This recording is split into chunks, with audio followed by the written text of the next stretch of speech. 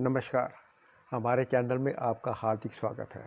आप हमें जो सहयोग दे रहे हैं उसके लिए हम आपके आभारी हैं और आशा करते हैं निरंतर ऐसे ही आप हमें सहयोग देते रहेंगे। मेरा देश मेरी विरासत संस्था ने भारतीय इतिहास को संजोने और महापुरुषों की जानकारी के लिए, ताकि उनकी जानकारी आने वाली पीढ़ी को मिले, उसके लिए बहुत सा मटेरियल इकट्ठा किया है, जिसमें आज आपको स्वामी विवेकानंद के बारे में बताया जाएगा। ये सारा मटेरियल सिक्कों टिकटों के द्वारा लिया गया है, जिसको भारत सरकार से मान्यता प्राप्त है। स्वामी विवेकानंद भारत के प्राचीन भारत से आज तक भारतीय युवाओं को किसी शख्सियत ने प्रभावित किया है तो वो स्वामी विवेकानंद है।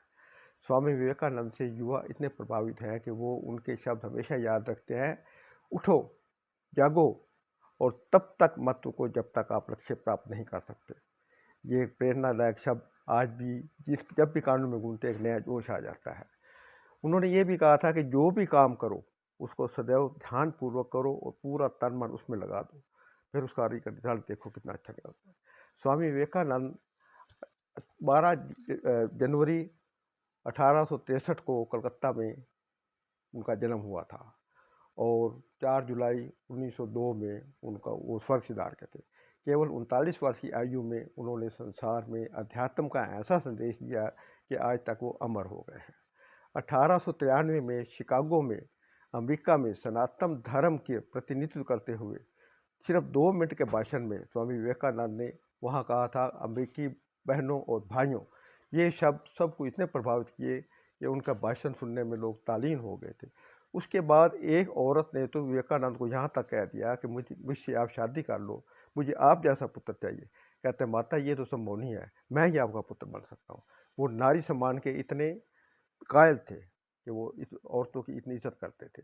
स्वामी विवेकानंद के 150वें वर्षगांठ पर भारत सरकार ने 5 रुपए का ये सिक्का निकाला था। ये कुपरो निकल ब्रास धातु में बना हुआ है। 23 mm इसका डाया है, 6 ग्राम इसका वजन है। कलकत्ता बम्बे से बनकर आया हुआ ये सिक्का। इसके अलावा भारत सरकार ने उनके 150वें जन्मदिन पर ये टिकटें निकाली थी, जिसमें उनका बचपन भी दर्शाया गया और जवानी भी दर्शाई गई है और उसके साथ संदेश भी दिया गया है कि स्वामी विवेकानंद हमारे। और सबसे बड़ी विशेषता यह है कि 12 जुलाई को जब उनका जन्मदिन हुआ तो 1984 से भारत सरकार ने ये निर्णय किया था कि इस दिन को राष्ट्रीय युवा दिवस के रूप में मनाया जाएगा। तब से अब तक राष्ट्रीय युवा दिवस के रूप में उनका जन्मदिन मनाया जाता है। विवेकानंद हमेशा हमारे प्रेरणा रहे हैं और हमेशा रहेंगे। वो 25 वर्ष में सन्यासी हुए थे सिर्फ इसलिए कि हमारे अध्यात्म में। उनके पिता एक अच्छे लायर थे, एक बहुत अच्छे वकील थे, लेकिन बाद में हालात ऐसे बिगड़े कि वो दिवालिया हो गए थे और उन्होंने बहुत ही बिकट गरीबी में भी दिन निकाले, लेकिन उन्होंने कभी भी शिकायत नहीं की।